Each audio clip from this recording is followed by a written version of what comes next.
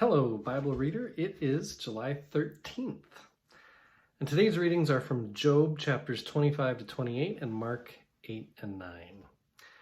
The messianic secret that I've spoken of before comes out quite a bit in these chapters. Don't tell is said. And then the first of three predictions where Jesus he flat out tells the disciples, the Son of Man is going to go, suffer, die, and rise. I mean, like, he just explicitly says it, and they just don't get it.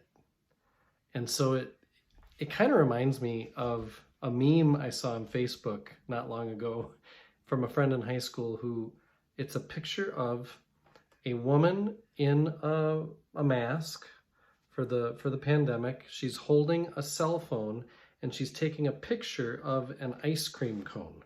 You know how oftentimes people take pictures of their food nowadays?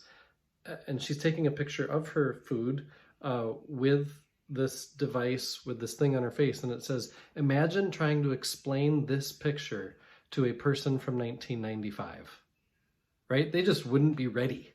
I mean, it wouldn't make sense. There's no categories for how to understand what's going on in that picture. And so I think that's a little like what the messianic secret is. The disciples they don't have the categories. They don't know how to think about what Jesus is saying. If he's the Messiah, he's not going to suffer, much less die, and then rise. What does that mean? And so I think these predictions just show how unready the disciples and anyone else is to really hear what's going on. A term, Son of Man. Son of Man is how Jesus gets referred to a couple different times throughout Mark's gospel.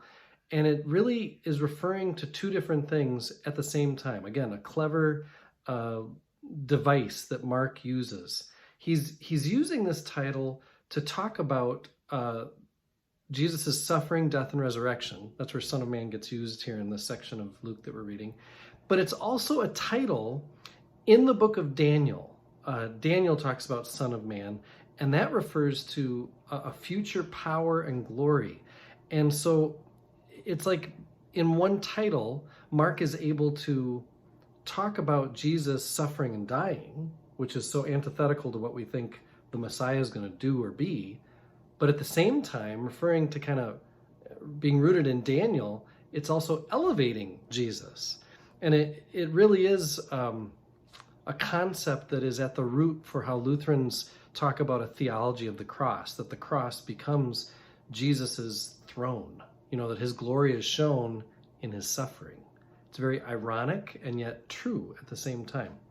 To Job, I'll jump there. In chapter 26, verse 12, Job mentions Rahab. This is a thing, it's like a Leviathan. Leviathan is mentioned elsewhere in the Old Testament. It's a sea monster of ancient legend, Rahab is.